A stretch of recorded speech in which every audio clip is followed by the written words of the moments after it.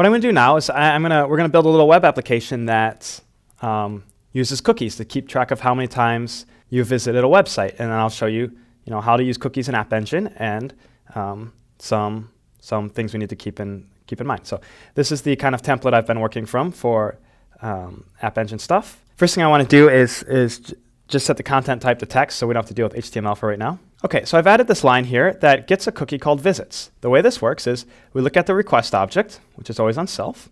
The request object will have a cookies object, which is a convenience thing that App Engine did for us. It parsed our HTTP headers and it threw all of the cookies into this dictionary-like object. And we can call get on it, which is distinct from this get, of course. This is a function we call in dictionaries to check to see if a key is in the dictionary. And if it is, we get the value of that key. And if it's not, we get the default, which we'll set to 0. What I want to do is I want to print to our user how many times we visited the site. Okay, so I added this line to just write to the user, you've been here %s times. Remember our string substitution, and we'll print visits there. So let's go ahead and give this a test in our browser. I've loaded my page, and it says I've been here 0 times. And if I reload the page over and over, it still says 0 times because we're not doing any counting, we're just printing the number 0 over and over. So let's go ahead and store how many times we've been to the site in a cookie. So the way we do this, first we're going to take the number of visits we have and we're going to increment it by 1, visits plus equals 1. And then we're going to store the number of visits in this cookie called visits. So the next time we come back, we'll get it. The way we set a cookie in App Engine is we just set the set cookie header. Okay, so I added 2 more lines here.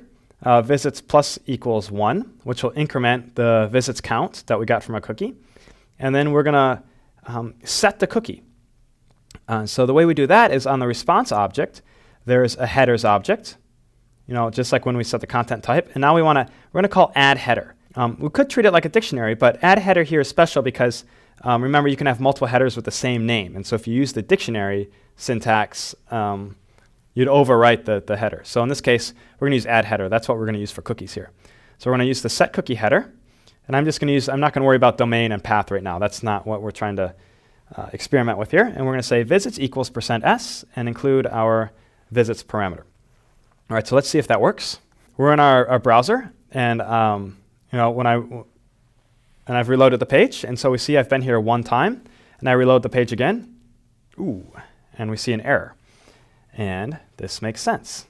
Need a string int found on visits plus or equals 1. Let's go talk about that. Cookies, the browser doesn't care what data type our cookie is. Here we just said it's basically this string. It's this blob of data.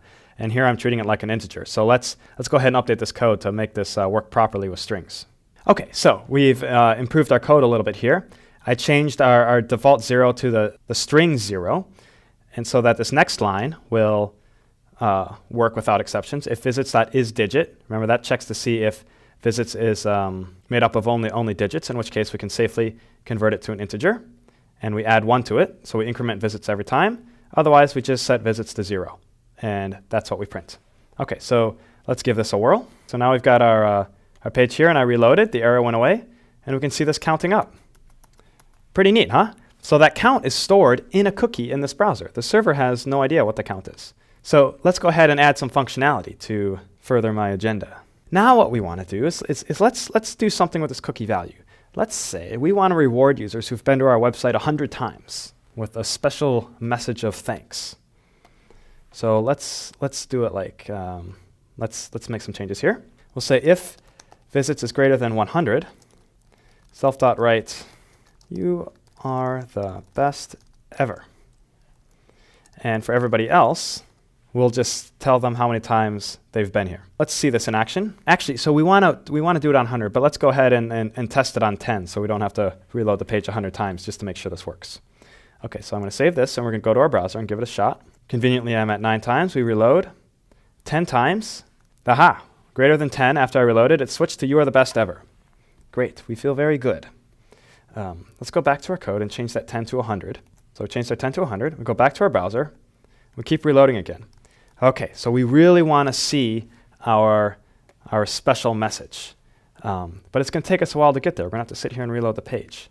Actually, let's make this 100,000, okay?